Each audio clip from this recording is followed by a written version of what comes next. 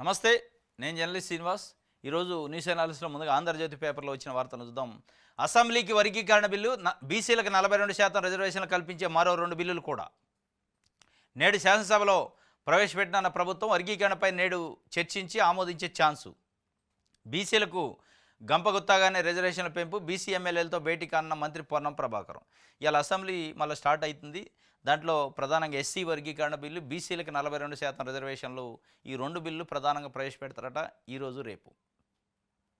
దీనిపైన Congress party వర్గీకరణకి Congress party ప్రభుత్వం దేశంలో మొట్టమొదటిసారి మేమే చేస్తామని ముఖ్యమంత్రి రేవంత్ రెడ్డి అప్పుడు ప్రకటించిండు. దానికి తగ్గట్టే మొట్టమొదటిగా అసెంబ్లీలో తీర్మానం ప్రవేశపెట్టి చట్టం చేస్తున్నారు. దాంతోపాటు బీసీలకు రిజర్వేషన్ అనేది 42% ఇస్తారని కామారెడ్డి డిక్లరేషన్ పేరుతోని కాంగ్రెస్ పార్టీ మేనిఫెస్టోలో పెట్టింది. దానిపైన అనేక ఉద్యమాలు కూడా జరిగినాయి. పార్టీ అధికారంలోకి వచ్చిన తర్వాత సరిగా చేయట్లేదని దానిపైన కమిషన్ వేశారు, ఏకసభ్య కమిషన్, దాని రిపోర్ట్ ఇచ్చింది. కాకపోతే ఇవాళ బిల్లు పెడుతున్నాడు. ఈ బిల్లు పైన బీసీ సంఘాలకు అనేక అనుమానాలు ఉన్నాయి. అసలు లెక్కలు తగ్గించి చూపించారనేది ఒకటైతే, అసలు ఈ బిల్లు నిజంగా అమలు చేయడానికి పెడతాడా, ఏదో అమలు చేస్తున్నాం అని చెప్పుకోవడానికే ప్రయత్నం చేస్తున్నాం అని చెప్పుకోవడానికి చేస్తున్న అనుమానం ఉంది. ఎందుకంటే స్వయాన ముఖ్యమంత్రి రేవంత్ రెడ్డి గారు అసెంబ్లీలో ప్రకటించిండు, ఈ బిల్లు పాస్ అయ్యే అవకాశం లేకపోయినా మేము పార్టీ పరంగా ఇస్తాం రిజర్వేషన్లు 42%, బీజేపీ బీఆర్ఎస్ సిద్ధంగా ఉన్నాయా అన్నాడు. ఆ మాట ముఖ్యమంత్రి నోటి నుంచి వచ్చిందంటేనే దాని అర్థం ఇది అమలు అయ్యే అవకాశం లేదని. ఇదంతా ఏంటంటే రాజకీయం చేస్తున్నారు. దీన్ని అడిదిప్పిడి తిప్పి కేంద్రం కోర్టులో బంతినేసి కేంద్ర ప్రభుత్వం పరిధిలో ఉంది, బీజేపీ ప్రభుత్వం పరిధిలో ఉంది, బీజేపీ చేయదు, బీజేపీ చేయట్లేదని చెప్పే ప్రయత్నం తప్ప నిజంగా చేసే ఉద్దేశం ఉందా లేదా అనేది ఇవాళ తెలుస్తుంది మనకి. ఈ బిల్లు పెట్టాక బిల్లుని ఇక్కడనే చేస్తారా, దీనికి లీగాలిటీ ఎంత ఉంటుంది, న్యాయపరమైన చిక్కులు ఏముంటాయి, ఇవన్నీ తెలవాల్సింది. కాకపోతే ఇదంతా ఒక నటన లెక్క, ఒక డ్రామా లెక్కనే ఉంది.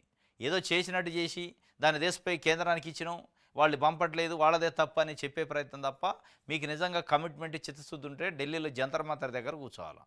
ఇది చేసిన తర్వాత చేయకపోతే ఇది ఒక వార్త. దాంతోపాటు నిన్న స్టేషన్ గన్పూర్ పోయిన ముఖ్యమంత్రి రేవంత్ రెడ్డి గారు అక్కడ ఒక పబ్లిక్ మీటింగ్లో మాట్లాడుతూ తాగుబోతు జాతిపేత ఏందా అన్నాడు కేసీఆర్ను ఉద్దేశించి.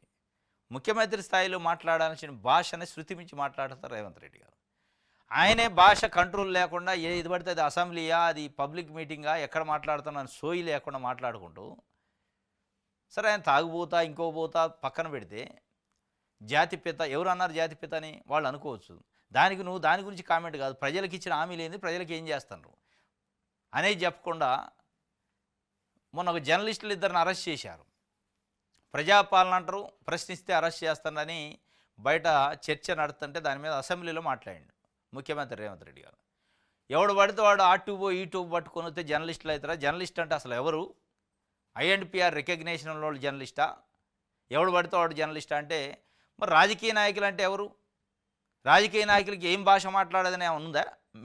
మాడ్యూల్ ఉందా? అంటే రాజకీయ నాయకులు ఎవడంటే వాడు ఏ కండవ అంటే ఆ కండవ, ఉదయం ఒకటి సాయంత్రం ఒకటి కప్పుకోవచ్చు. జర్నలిస్ట్ ప్రశ్నిస్తే జర్నలిస్ట్ అంటే ఎవరు, ఏది పడితే అది అడుగుతారా, తిడతారా? ఆ ప్లేస్లో మీ పేర్లు పెట్టుకొని తిట్టించుకోండి, అప్పుడు తెలుస్తుంది అంటున్నారు. తిడితే తప్పే, మీరు తిడుతుంది ఏంది మరి? ఇవాళ జర్నలిస్టులు భాష అదుపులో లేదు, ఎవడంటే వాడు జర్నలిస్టా అని చెప్పుకుంటూనే భాషపై అదుపు లేకుండా వ్యక్తిగతంగా కుటుంబ సభ్యులను కూడా తిడతారని ఒక ముఖ్యమంత్రి హోదాలో అసెంబ్లీలో మాట్లాడుకుంటూనే రేవంత్ రెడ్డి గారు ఏమన్నాడు, బట్టలు కూడా తీసుకొడతాం అన్నాడు. మరి అదేం భాష? అది మాట్లాడచ్చు అసెంబ్లీలో? జర్నలిస్టులని బట్టలు కూడా తీసుకొడతా అన్నాడు. ఒక 2 మహిళా జర్నలిస్టులను అరెస్ట్ చేస్తే ఎవరిని మీరు బట్టలు కూడా తీసుకొట్టేది? మహిళా జర్నలిస్టులే లేదా మొత్తం జర్నలిస్టులే? అంటే ఏం భాష మరి? మీరు మాట్లాడే భాషకు అదుపు లేదా, కంట్రోల్ లేదా? ఈడ మాట్లాడిన బాట ఏంది? తాగుబోతూ జాతిపిత ఎట్లా అవుతారు? లేదా పేగులు తీసి మెడలు వేసుకుంటా, గుడ్లు తీస్తా, లేదా డొక్కజీరు డోలు కడతా, మరి ఇవన్నీ ఎవరు చెప్పారు మీకు? ఏమైనా డిక్షనరీ ఉందా? డిక్షనరీలో ఈ పదాలు మాట్లాడాలి పొలిటీషియన్ అని ఆయన అడుగుతున్నారు. జర్నలిస్ట్ అంటే ఎవరు అని, రాజకీయ నాయకుడు అంటే ఎవరు అని కూడా జర్నలిస్టులు అడుగుతున్నారు. ఇవాళ రాజకీయ నాయకుడు అంటే రాజకీయ నాయకుడు ఎట్లా ఉండాలి? జైపాల్ రెడ్డి లెక్క ఉండాలా, లేదంటే రేవంత్ రెడ్డి లెక్క ఉండాలా? జైపాల్ రెడ్డి గారు దాదాపు ఒక 5 దశాబ్దాలు రాజకీయాల్లో ఉన్నారు. దేశ రాజకీయాల్లో జనతా పార్టీ నుంచి ఉన్నాడు ఆయన, జనతాదళ్ పార్టీ నుంచి. ఏ రోజు కూడా భాష కంట్రోల్ తప్పలే. జైపాల్ రెడ్డి గారు మీకు గురువే. ఆయన చూసి ఆయన నేర్చుకోవాలి మీరు. ఏది పడితే అది ముఖ్యమంత్రి అయ్యాక కూడా మామూలు ఎమ్మెల్యే స్థాయిలో ఉన్న మాటలు మాట్లాడితే ఎట్లుంటది? ఇది ఆయన తాగుబోతు జాతిపిత అయితురా అంటే ముఖ్యమంత్రి కూడా ఇట్లా మాట్లాడకూడదు. మరి 1,00,000 కోట్లు దోచుకున్నోడు, టీవీ పేపర్లో పెట్టినోడు, ప్రజల రక్తం తాగినోడు జాతిపిత ఎట్లా అవుతాడు? మహాత్ముడికి మందు లేనిదే లేవని కేసీఆర్, మహాత్ముడికి మందు లేనిదే లేవని కేసీఆర్కి పోలిక. తెలంగాణ జాతిపిత కొండా లక్ష్మణ బాపూజీ జయశంకర్ 10 ఏళ్లలో కేసీఆర్ 8,29,000 కోట్ల అప్పులు చేశారు. 15 నెలల్లో మేము కూడా 1,50,000 కోట్లు అసలు మిత్తి కట్టామని చెప్పిండు. అప్పులు కూడా చేశారు. దాంతోపాటు తిట్లపోడి పెడితే రేవంత్కే ఫస్ట్ ప్రైజ్ వస్తుంది. అసలు నువ్వు మనిషివా పశువా? కేసీఆర్ క్షమాపణ చెప్పాలి. కాంగ్రెస్ ముసుకేసుకున్న బీజేపీ వ్యక్తిని ముఖ్యమంత్రి రేవంత్ రెడ్డిపై హరీష్ రావు ఆగ్రహం వ్యక్తం చేసిండు. తిట్లపోటీ పెడితే రేవంత్ రెడ్డికి ఫస్ట్ ప్రైజ్ వస్తుందని ఆయన చెప్తున్నారు హరీష్ రావు. దానికి తెలంగాణ జాతిపిత కేసీఆర్ నెట్ తిడతామని హరీష్ రావు అన్నందుకు జాతిపిత ఎట్లా అవుతుంది తాగుబోతని అన్నాడు. ఎవరు తగ్గట్లే మాటలల్లో. ఓయూలో ఆందోళన రద్దు ఉత్తర్వుపై బగ్గుమన్న విద్యార్థి సంఘాలు. ఆర్ట్స్ కాలేజీ వద్ద విద్యార్థుల ఆందోళన, ధర్నా, సర్క్యులర్ పత్రాలు దహనం చేశారు. ఉస్మానియా యూనివర్సిటీలో వీసీ మొన్న సర్క్యులర్ ఇష్యూ చేసిండు ఒకటి. ఉస్మానియా యూనివర్సిటీ ప్రాంగణంలో ఏ కాలేజీ ముందు కానీ ఏ డిపార్ట్మెంట్ ముందు కానీ ఎక్కడా కూడా ధర్నాలు కానీ స్లోగన్స్ కానీ నిరసనలు కానీ లేకపోతే ర్యాలీలు కానీ చేయటాన్ని నిషేధిస్తున్నాం, క్రిమినల్ కేసులు పెడతామని సర్క్యులర్ ఇష్యూ చేశారు. మరి ఇంతలోకి ఏమొచ్చిందో మరి ప్రజాపాలన అంటున్నారు కాంగ్రెస్ పార్టీ ప్రభుత్వం. ఉస్మానియా యూనివర్సిటీ వేదికగా తెలంగాణ ఉద్యమం జరిగి ఉండకపోతే, ఢిల్లీకి ఆ సెగ దగలకపోతే తెలంగాణ వచ్చేదే? తెలంగాణ రాకపోతే ఇలా ఇంతమంది ముఖ్యమంత్రులు, మంత్రులు, ఎమ్మెల్యేలు, మనకు సొంత ప్రభుత్వం అవకాశాలు ఉండేయా?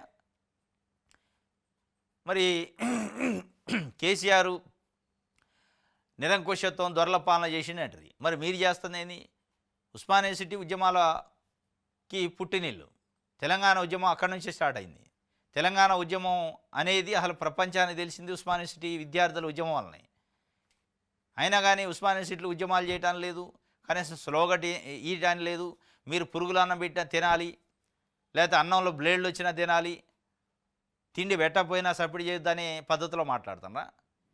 విద్యార్థులకి ఏమైనా సమస్యలు ఉంటాయి, ధర్నా చేయొద్దా, నిరసన వ్యక్తం చేయొద్దా, మాట్లాడొద్దా? ఇవాళ ఉస్మానియా యూనివర్సిటీలో హాస్టల్లో మెస్సులు చూస్తే సోషల్ వెల్ఫేర్ హాస్టల్ కంటే దీనంగా ఉన్నాయి. వాళ్ళకి పెట్టే తిండి కానీ, వాళ్ళకి పెట్టే అన్నం కానీ, టిఫిన్ కానీ చూస్తే నాసిరకమైన తిండి పెడతాను. ఒక రకంగా ఆధిపత్యం చెలాయిస్తాను. విద్యార్థుల పట్ల వాళ్ళ హక్కుల్ని కనీసం అడిగే ప్రయత్నం చేయకుండా ఉంటే దానిపైన నిన్న బగ్గుమన్నాయి విద్యార్థి సంఘాలు. అసలు నువ్వు ఏ పద్ధతిలో సర్క్యులర్ ఇష్యూ చేస్తావు, దాన్ని తగలబెట్టారు, దాన్ని వెనక్కి తీసుకోవాలని చెప్పి రద్దు చేయాలి ఎట్టి పరిస్థితుల్లో అని అడుగుతున్నారు. ఏం చేస్తారో చూడాలి. తాగుబోతు జాతిపితన 1,00,000 కోట్లు 100 ఎకరాలు సంపాదించుకున్న కేసీఆర్ ఫ్యామిలీ, ఆయన పాపాల భైరవుడు రాష్ట్రాన్ని అప్పుల కుప్పగా మార్చాడు. తాగుబోతు జాతిపిత ఎదురా కాదు పక్కన పెట్టు. 1,00,000 కోట్లు 100 ఎకరాలు సంపాదించుకున్నా అన్నావు. మరి ఎందుకు తీయట్లే బయటికి? 15 నెలలు అయింది అధికారంలోకి వచ్చి. ఇప్పుడు ఆయన 1,00,000 కోట్లు తెచ్చి ఖజానాలు అయితే అయిపోయేది, మళ్ళీ 1,50,000 కోట్లు అప్పు చేతి కదా. గడిచిన 10 సంవత్సరాల్లో కాంగ్రెస్ పార్టీ నాయకులు రేవంత్ రెడ్డి గారు పదే ఇగో దీంట్లో ఇది చేసిండు అని ఆధారాలతో సహా కేసీఆర్ అవినీతి చేసిండు అని చెప్తుంది. ఇన్ని ఆధారాలనే అధికారం ఉంది. మరి ఎందుకు పోవట్లే? ఆయన జైలుకి ఎందుకు పోవట్లే? లేదంటే ఆయన కాడి నుంచి ఆస్తులు ఎందుకు రికవరీ కావట్లే? నిజంగా చేసిండా, రాజకీయం కోసం అన్నారా? 1,00,000 కోట్లు సంపాదించిన వ్యక్తిని ఎట్లా వదిలిపెడతాడో ముఖ్యమంత్రి రేవంత్ రెడ్డి గారు. ఇదే మాట మళ్ళీ అమిత్ షా వచ్చి చెబుతారు, మోడీ వచ్చి చెబుతారు 1,00,000 కోట్లు సంపాదించండి. మరి వాళ్ళు అక్కడ అధికారంలో ఉన్నారు, ఇక్కడ మీరు అధికారంలో ఉన్నారు. ఇలా కేసీఆర్ అధికారంలో లేడు, ఆయన ఏదైనా చేయొచ్చు. మీరు చట్ట ప్రకారం విచారణ చేసి 1,00,000 కోట్లు తీసుకొచ్చి ప్రభుత్వ ఖజానాలు వేయచ్చు కదా. ఎందుకేట్లే? ఏకపోగా మళ్ళీ 1,50,000 కోట్లు అప్పు చేతి కదా. మరి ఏది నిజం, ఏది అబద్ధం? ఇవన్నీ ఎన్ని రోజులు వినాలి ప్రజలు? నువ్వు వచ్చినప్పుడు నువ్వు, ఆయన వచ్చినప్పుడు ఆయన. ఇక నువ్వు దీపోగానే రేవంత్ రెడ్డి 1,00,000 కోట్లు సంపాదించడానికి ఇంకో ఆయన అవుతుంది నీ వెనకాల. మరి 1,00,000 కోట్లని ఎడిపోతున్నాయి, ఎందుకు బయట రావట్లే? చంద్రబాబు నాయుడు గారు 95లో సీఎం అయిన కాడి నుంచి చూస్తున్నాం, వింటున్నాం మనం. 2 ఎకరాల నుంచి 2,000 కోట్లు సంపాదించండి చంద్రబాబు నాయుడు గారు అని అప్పుడు కాంగ్రెస్ వాళ్ళు అంటారు. అని 2004లో అధికారంలోకి వచ్చారు. కేంద్రంలో, రాష్ట్రంలో, 2 కేంద్రంలో అధికారంలో ఉంది, రాష్ట్రంలో ఉంది కాంగ్రెసే. 2,000 కోట్లు సంపాదించిన ఆయన దగ్గర నుంచి 2 రూపాయలు కూడా వసూలు చేయాలి, ఖజానాకి వచ్చింది లేదు. మనం ఓట్లు వేయాలి అంతే. 2 ఎకరాల నుంచి 2,000 కోట్లు సంపాదించాడు కాబట్టి చంద్రబాబు నాయుడు గారు కోటు వేయద్దు, కాంగ్రెస్కి వేయాలని వేశారు. అది అయిపోయింది. అది అయిపోయిన తర్వాత 2004 నుంచి 2014 దాకా కాంగ్రెస్ ఉన్నాక 1,00,000 కోట్లు సంపాదించిండు రాజశేఖర రెడ్డి అని చంద్రబాబు నాయుడు గారు అన్నాడు. మళ్ళీ 2014 తెలుగుదేశం వచ్చింది. ఏది మరి రాలేదుగా 1,00,000 కోట్లు, 1,00,000 రూపాయలు కూడా రికవరీ కాల. మళ్ళీ జగన్మోహన్ రెడ్డి సంపాదించినట్రీ మరి రాలే. మళ్ళీ జగన్మోహన్ రెడ్డి చంద్రబాబు నాయుడు సంపాదించినట్రీ. మరి ఏ రాజకీయ నాయకుడు కూడా రాజకీయాల కోసం ఆరోపణ చేస్తారు తప్ప ప్రజలకు ఒరిగిందేంది వచ్చిందేంది? ఇదే బీజేపీ, ఇదే కాంగ్రెస్ పార్టీ ఇవాళ 1,00,000 కోట్లు కేసీఆర్ ఫ్యామిలీ సంపాదించింది అంటున్నారు. మరి ఎందుకు బయట తీయట్లే? లోపల ఏం జరుగుతుంది, బయట ఏం చెప్తున్నారు? పాపాల భైరవుడిని ఎందుకు వదిలేస్తున్నారు? 15 నెలలు అయింది. ఎడిపోయినాయి మీ కమిషన్లు, ఎడిపోయినాయి శ్వేతపత్రాలు, ఎందుకు యాక్షన్ లేదు? అంటే రాజకీయాల కోసం విమర్శల మాటలు తప్ప ఉట్టిదే ప్రజలకు ఒరిగేది ఏం లేదు. దీంట్లో ప్రజలు ఈ ఈ విమర్శలను విని సంతృప్తి చెందడం తప్ప ప్రజలకు రావాల్సిన డబ్బులు రావట్లేదు, ప్రజలకు రావాల్సిన స్కీములు రావట్లేదు. నిన్ను వదలం బిడ్డ, సంపూర్ణ రుణమాఫీ జరిగితే ముక్కు నేలకు రాస్తా. నీ భాష జుగుత్సాకరం. నువ్వు కాంగ్రెస్ ముసుగులో భాజపా వ్యక్తివి, గద్దె దించే వరకు వదలం. అబద్ధాల పోటీలో నీకే డాక్టరేట్. అన్ని వర్గాల ప్రజల్లో తీవ్ర అసంతృప్తి. మీడియాతో మాజీ మంత్రి హరీష్ రావు చెబుతున్నాడు, నిన్ను వదిలేది లేదు అంటాడు. బీసీ కులాలకు భరోసాట. నేడు అసెంబ్లీలో ముందుకు కులాల లెక్కలు, బీసీలకు 42% రిజర్వేషన్ కల్పిస్తూ సభలో తీర్మానం చేయనున్న రేవంత్ సర్కారు అమలు చేయాలని కోరుతూ కేంద్రానికి సిఫార్సు చేయాలని రాష్ట్రం అయిపోయాయి. ఇంకా భరోసా ఎక్కడిది? కేంద్రానికి పంపిస్తే కథమే, అది అయిపోయినట్టేగా. ఎస్సీ వర్గీకరణ పైన కూడా కేంద్రానికి చాలాసార్లు చేసి పంపారు, ఇంతవరకు రాలే. ఇదంతే. ఇది కేసీఆర్ పాపాల చిట్టా ఇప్పుతా. ఎవరు వద్దన్నది? ఇప్పుడు ఇప్పుతుంటే 15 నెలలు అయింది అధికారంలోకి వచ్చి. చిట్టా ఇప్పుతా ఇప్పుతా ఇప్పుతా అని బెదిరిస్తానవా? ఇప్పుతావా? అసలు ఎప్పుడు ఇప్పుతావు? ఎవరు ఆపుతుండ్రో చిట్టా ఇప్పుతుంటే? మోడీ ఆపుతుండా? వద్దులే ఇప్పుడు ఆగాగు, ఆ చిట్టా ఇప్పుడు ఎప్పుగాక ఎలక్షన్ వచ్చినప్పుడు మనకు ఉపయోగపడ్డాడు చేద్దామని ఆపుతుండా? లేదా నువ్వు ఆపుతున్నావా? ఎడిపోయిన మీ శ్వేతపత్రాలు, వైట్ పేపర్లో అసెంబ్లీలో రిలీజ్ చేస్తారు. ఆయన చేసిన కార్యక్రమాలు, విద్యుత్ కొనుగోళ్లు, విద్యుత్ ప్లాంట్ల నిర్మాణం, సాగునీటి ప్రాజెక్టులు, అప్పులు, సెక్రటరీ నిర్మాణం, ఇట్లా అన్నిటిపైన శ్వేతపత్రాలు వచ్చినాయి. ఎడిపోయినాయి మరి ఆ శ్వేతపత్రాలు? జ్యుడిషియల్ కమిషన్లు ఎడిపోయినాయి. జ్యుడిషియల్ కమిషన్లు ఏమన్నా ₹1 రికవరీ అయిందా? 1,00,000 కోట్లు సంపాదించినా చిట్టా ఇప్పుతా, ఆయన సంగతి చెప్తా అంటే. ఈ సంగతి చెప్తా అంటే 5 ఏళ్ళు అయిపోతున్నాయండి. ఇప్పటికే సంవత్సరంన్నర దగ్గరకు వచ్చింది నువ్వు వచ్చి అధికారంలోకి. ఇక నువ్వు చెప్పేది ఇప్పుడు, మేము చూసేది ఇప్పుడు. ఏమన్నా అక్కడి నుంచి రికవరీ అయితే అని చూస్తున్నారు ప్రజలు. నిజంగానే కేసీఆర్ 1,00,000 కోట్లు సంపాదిస్తే అవి వస్తే రాష్ట్రం అప్పులు తగ్గుతాయి, మాకేమైనా స్కీములు వస్తాయి అనుకుంటున్నారు. ₹1,00,000 కూడా రికవరీ చేయవుతాయి. రికవరీ చేయకపోయాక లక్షల జీతాలు పెట్టి కమిషన్లు అవుతాయి. వాళ్ళకి జీతాలు దండగా అవుతుంది ఇవాళ వాస్తవంగా. దానివల్ల ₹1 లాభం లేదు. జ్యుడిషియల్ కమిషన్లో దాంట్లో స్టాఫ్ ఇదంతా పెట్టి ఎంక్వైరీల పేరుతోనే డబ్బులు ఇంకా తగలబెట్టడం తప్ప అక్కడ నుంచి ₹1 వచ్చే అవకాశం లేదు, రాదు కూడా. మళ్ళీ చిట్టా ఇప్పుతా, నేను చిట్టా ఇప్పుతా, కేసీఆర్ పాపాలు చిట్టా ఇప్పుతా అంటున్నాను. ఎవడని ఆపుతుండా నేను చిట్టాలు ఇప్పకుండా? ఆపితే గీపే మోడీ ఆపాల, మోడీ అమిత్ షా. ఇప్పుడు వద్దు, ఆగు కొద్దిగా చూసుకుందామని. ఎందుకంటే ఆయన వచ్చి హైదరాబాద్కి వచ్చి ఢిల్లీ నుంచి మోడీ అమిత్ షా వచ్చి కూడా 1,00,000 కోట్లు తిన్నాడు. పాపాల భైరవుడు ఆయన. ఆ చిట్టా ఇప్పుతాం, ఇది చేస్తాం, జైలు వేస్తాం అంటారు. ఆయన వేసింది లేదు, ఏం వేసింది లేదు. డీసీసీలు ఇక పవర్ఫుల్ అట. పార్టీ జిల్లా అధ్యక్షులకు ప్రాధాన్యత. నామినేటెడ్ పదవులు, టికెట్ కేటాయింపు ప్రక్రియలో భాగస్వామ్యం. మీనాక్షి నటరాజన్ ప్రతిపాదనలకు ఏఐసీసీ గ్రీన్ సిగ్నల్ ఇచ్చిందట. మారనన్న డీసీసీ అధ్యక్షుల నియామక ప్రక్రియ. జిల్లాకు 3 పేర్లతో ప్యానలు. స్థానిక నేతల మొగ్గు ఉన్నవారికి పదవి అట. డీసీసీలు అంటే డిస్టిక్ కాంగ్రెస్ కమిటీలకి ఇక పవర్స్ ఫుల్గా ఇస్తారట. పార్టీ అధ్యక్షులు ఎవరైతే జిల్లా అధ్యక్షులు చెప్పిన వాళ్ళకే నామినేటెడ్ పదవులు, ఎమ్మెల్యే టికెట్లు అనే పద్ధతిలో చేస్తున్నారు. డీసీసీ నియామక ప్రక్రియ కూడా మారుస్తారట. 3 పేర్లతోనే ప్యానల్ ఉంటుందట. స్థానిక నేతలు, స్థానికంగా ఉండే వాళ్ళకే ప్రిఫరెన్స్ ఇస్తారట. దీనికి సంబంధించి ఒక వార్తని సాక్షి పేపర్ ఇచ్చింది.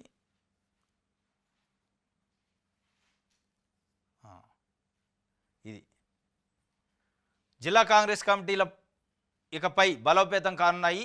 పార్టీ జిల్లా అధ్యక్షులకు అధిక ప్రాధాన్యత లభించనుంది. నామినేటెడ్ పదవుల భర్తీ ప్రక్రియ మొదలు. స్థానిక సంస్థలు, అసెంబ్లీ, లోక్సభ టికెట్ల కేటాయింపులను డీసీసీ అధ్యక్షులను భాగస్వాములు చేయాలని రాష్ట్ర వ్యవహారాల ఇన్ఛార్జి మీనాక్షి నటరాజన్ భావిస్తున్నారు. ఈ మేరకు ఆమె చేసిన ప్రతిపాదనలకు ఏఐసీసీ కూడా గ్రీన్ సిగ్నల్ ఇచ్చినట్టు సమాచారం. లోక్సభ టికెట్ల కేటాయింపు కోసం ఏఐసీసీ ఏర్పాటు చేసే సెంట్రల్ ఎలక్షన్ కమిటీ తరహాలోనే రాష్ట్ర స్థాయిలో టికెట్ల కేటాయింపు కోసం ఏర్పాటు చేసే కమిటీలో డీసీసీ అధ్యక్షులను నియమించాలని ప్రతిపాదించినట్టు తెలుస్తుంది. ఇది త్వరలో టీపీసీ కార్యవర్గం కూడా ఉంటుందా. మంత్రివర్గ విస్తరణ కూడా మోక్షం కలిగిందట. రాష్ట్రంలో చాలా కాలంగా పెండింగ్లో ఉన్న మంత్రివర్గ విస్తరణ అంశాన్ని కూడా పరిష్కరించాలని ఏఐసీసీ నిర్ణయించింది. ఇందుకోసం పలుమార్లు రాష్ట్ర నాయకత్వంతో చర్చలు జరిపిన ఢిల్లీ పెద్దలు ఓ అభిప్రాయానికి వచ్చారని, సామాజిక కోణంలో 5 లేదా 6 బెర్తులు భర్తీ చేసే విధంగా త్వరలోనే గ్రీన్ సిగ్నల్ వస్తుందని గాంధీ భవన్ వర్గాలు అంటున్నాయి. అంతా సవ్యంగా జరిగితే నెలాఖరులోపు మంత్రివర్గ విస్తరణ ఉంటుందని సమాచారం. అదేవిధంగా పెండింగ్లో ఉన్న నామినేటెడ్ పదవుల జాబితాకు కూడా క్లియరెన్స్ ఇచ్చేందుకు మీనాక్షి తన వంతు ప్రయత్నాలు చేస్తున్నారు. మొత్తానికి మంత్రివర్గ విస్తరణ ఉగాదికి వచ్చే అవకాశం ఉన్నట్టు చెప్తున్నారు. మీనాక్షి నటరాజన్ ఇన్ఛార్జిగా వచ్చాక చాలా యాక్టివ్ అయింది. పార్టీలో ప్రక్షాళన మొదలుపెట్టారు. ప్రభుత్వం పనితీరుపై నిఘా పెట్టారు. మొత్తానికి 5 లేదా 6 మంత్రులు పదవుల్ని భర్తీ చేస్తారట ఈ నెలాఖరు నుంచి 30వ తారీఖు ఉగాది ఉంది కాబట్టి అప్పటికి చేయొచ్చు. చేస్తే మన తెలంగాణ చూద్దాం. మాట ఇచ్చా ఎయిర్పోర్టు తెచ్చా, కాంగ్రెస్తోనే ఉమ్మడి వనగాలకు మహర్దశ. మాట ఇచ్చారు, ఎయిర్పోర్టు తెచ్చారు. మరి మాట ఇచ్చారు పెన్షన్లు పెంచడానికి, పెన్షనర్స్ అంటున్నారు. ఇప్పుడు ఎయిర్పోర్ట్లో ఎక్కేటోడు ఎవడుండో తెలియదు. ఎయిర్పోర్టు బెంచ్ కార్లో పోయేటోడికి ఎయిర్పోర్టు. కానీ మాట ఇచ్చిన రైతు భరోసా ఎడిపోయింది, మాట ఇచ్చిన రుణమాఫీ ఎడిపోయింది, మాట ఇచ్చిన 2 లక్షల ఉద్యోగాలు ఎడిపోయినాయి, మాట ఇచ్చిన పెన్షన్ల పెంపు 4,000కి ఎడిపోయింది. ఇవన్నీ అడుగుతున్నారు ప్రజలు. మీరు ఇచ్చిన అసలు మెజార్టీ ప్రజలకు ఇచ్చిన మాటనే మర్చిపోయారు. ఒక 10%, 5%కు ఉపయోగపడే ఎయిర్పోర్ట్ల గురించి నేను మాట ఇచ్చినా, నిలబెట్టుకున్నా, ఎయిర్పోర్ట్ తెచ్చినా అంటే ఎవడికి కావాలి ఎయిర్పోర్ట్ ఇప్పుడు వరంగల్లో? అది అవసరమా? చేసుకో. కానీ అసలు ప్రజలకు ఇచ్చిన మీరు 6 గ్యారంటీలు ఏంది? 6 గ్యారంటీలు ఉందా ఎయిర్పోర్టు? గ్యారంటీల పేరుతో ఇచ్చిన 6 గ్యారంటీల్లో లేని ఎయిర్పోర్ట్నేమో నేను చేసినట్టు. ఇచ్చిన 6 గ్యారంటీలు 100 రోజులు అమలు చేస్తానని ఇవాళ 100 రోజులు పోయింది, 400 రోజులు దాటుతున్నా అమలు చేసే పరిస్థితి లేదు. దాని గురించి మాట్లాడటం, మాట ఇచ్చిన కానీ నేను చేస్తాను చూడు అంటున్నాను. బూతుపిత అబద్ధాల మోత, రేవంత్ రెడ్డి బొంకుల్ని చీల్చి చెండాడిన హరీష్ రావు, డాక్యుమెంట్లు ఆధారాలతో సీఎంకి స్ట్రాంగ్ కౌంటర్. డేటా లేకనే సీఎం డర్టీ డైవర్షన్. కాంగ్రెస్ ముసుగులో ఉన్న బీజేపీ మనిషి రేవంత్ రెడ్డి, ఆయన అబద్ధాలకు జీఎస్టీ వేస్తే ఖజానాంతా అటే ఉంటుంది. బూతుల పోటీ అంటూ పెడితే రేవంత్ ఫస్ట్ ప్రైజ్ వస్తుంది. కృష్ణా నీళ్లపై అసెంబ్లీలో సీఎం దుర్మార్గపు ప్రచారం. బూతుల పితట అబద్ధాల మోత. కేసీఆర్ అని జాతి పిత అయితే రేవంత్ రెడ్డిని బూతుల పిత చేసిండు హరీష్ రావు. నిన్న ప్రెస్ మీట్ పెట్టి బంతాట ఆడిండట. బీజేపీ అంటే కాంగ్రెస్ ముసుగులో ఉన్న బీజేపీ ముఖ్యమంత్రి అంటుండు. మరి డైరెక్ట్ బీజేపీ మనిషి అనే చెప్తుండు. ఇందులో కూడా అది ఇచ్చిండు. రెండోసారి అధికారం మీ కలే, మీపై ప్రజల్లో తీవ్ర వ్యతిరేకత ఉంది, భాషను కలుషితం చేసిందే మీరు. సీఎం రేవంత్ రెడ్డిపై హరీష్ రావు మండిపాటు. రెండోసారి అధికారంలో కదా, ఆయన 3 సార్లు వస్తామంటే రెండోసారి అధికారంలోకి వస్తాం మళ్ళీ నేనే ముఖ్యమంత్రి అంటాడు రేవంత్ రెడ్డి గారు. కాంగ్రెస్లో రీజనల్ పార్టీలో చెప్పినట్టు చెప్తున్నాయి, నేనే మళ్ళీ రెండోసారి కూడా ముఖ్యమంత్రిని అనౌన్స్ చేసుకున్నాను ఆయనకైనా. ఇక రాహుల్ గాంధీది లేదు, సోనియా గాంధీ లేదు, ఖర్గేది లేదు, కేసీ వేణుగోపాల్ పాత్ర లేదు. ఇక ఈయనకైనా ముఖ్యమంత్రి అనౌన్స్ చేసిండు. అదే రేపు దెబ్బ అయ్యే అవకాశం ఉంది. ఆయన ఒకవేళ నిజంగా అధికారంలోకి వస్తే రెండోసారి ముఖ్యమంత్రి అని. నేటి నుంచి రాజీవ్ వికాసం దరఖాస్తుల ప్రక్రియ ప్రారంభించిన సీఎం రేవంత్. ఏప్రిల్ 5 వరకు గడువు. పథకంపై డిప్యూటీ సీఎం బట్టి సమీక్ష. రాష్ట్రంలోని ఎస్సీ, ఎస్టీ, బీసీ, మైనార్టీ యువతకు స్వయం ఉపాధి కల్పించేందుకు ఉద్దేశించిన రాజీవ్ యువ వికాసం పథకం కింద ప్రభుత్వం సోమవారం నుంచి దరఖాస్తులను స్వీకరించింది. CM Revanth Reddy, deputy CM బట్టి విక్రమార్క, బీసీ సంక్షేమ శాఖ మంత్రి పొన్నం ప్రభాకర్ దరఖాస్తుల ప్రక్రియను ప్రారంభించినారు. ఇవాళ నుంచి 5 లక్షల మందికి ఉపాధి కల్పించడానికి మనిషికి ₹1,00,000 ఆర్థిక సాయం చేస్తామని ప్రభుత్వం ఒక రాజీవ్ యువ వికాసం అనే ప్రోగ్రాం పెట్టింది. దాన్ని ఇవాళ ఈ రోజు నుంచి ఆన్లైన్లో అప్లై చేసుకునే అవకాశం ఉంటుందట ఏప్రిల్ 5 వరకు. దానికి కావాల్సిన డాక్యుమెంట్స్ అన్నీ అప్లోడ్ చేస్తే ఫిల్టర్ చేసి ఒక 5 లక్షల మందికి అయితే యువతకి 3 లక్షల చొప్పున సాయం చేస్తుందట ప్రభుత్వం. దాంతోనే ఏమన్నా చిన్న వ్యాపారాలు పెట్టుకొని ఒక ఉపాధి చూసుకోవడానికి కొత్త స్కీమ్ని అయితే పెట్టారు. అది 3 కేటగిరీలుగా ఉంటుందట. రాజీవ్ వికాసం పథకం కింద లబ్ధిదారులకు ప్రయోజనం చేకూర్చేందుకు ప్రభుత్వం యూనిట్ల విలువ ఆధారంగా రుణాలను 3 కేటగిరీలుగా పెంచింది. కేటగిరీ 1 కింద ₹1,00,000 వరకు రుణం అందిస్తుంది, అందులో 80% రాయితీ ఉంటుంది. కేటగిరీ 2 కింద 1,00,000 నుంచి 2 లక్షలకు రుణాలు మంజూరు చేస్తుంది, అందులో 70% రాయితీ కల్పిస్తుంది. కేటగిరీ 3లో 2 లక్షల నుంచి 3 లక్షల వరకు రుణాలను అందజేయనుండగా అందులో 60% రాయితీ. 3 కేటగిరీలట. కేటగిరీ 1లో ₹1,00,000 వరకు ఏదైనా దానికి సంబంధించిన వ్యాపారం పెట్టుకుంటే ఇస్తారట. దాంట్లో 80% రాయితీ ఉంటుంది, అంటే 20% పే చేయాలి. 1 lakh వస్తుంది. కేటగిరీ 2లో 1 lakh నుంచి 2 lakh వరకు, దాంట్లో 70% రాయితీ వస్తుందట, అంటే ఒక 30% మనం పే చేసుకోవాలి. కేటగిరీ 3లో 2 lakhs నుంచి 3 lakhs. ఈ 3 lakhs ఒకవేళ ఎవరికైనా వస్తే దాంట్లో 60% రాయితీ వస్తే 40% పే చేసుకోవాలి. ఈ పద్ధతిలో 3 కేటగిరీలు ఉన్నాయట. 3 కేటగిరీలలో అప్లై చేసుకుంటే ఏప్రిల్ 5 వరకు అప్లికేషన్లు సబ్మిషన్ అయిన తర్వాత స్క్రూటినీ అయిన తర్వాత ఇక దాంట్లో ఫిల్టర్ చేస్తారు. ఫిల్టర్ చేసి ఎవరెవరికి ఇవ్వాలనేది ఇస్తారు. ఇది ఈనాడుకు సంబంధించి. ఇది ఈరోజు న్యూస్ ఛానల్స్. రేపు తాజా వార్తలతో తిరిగి కలుసుకుందాం. Thank you.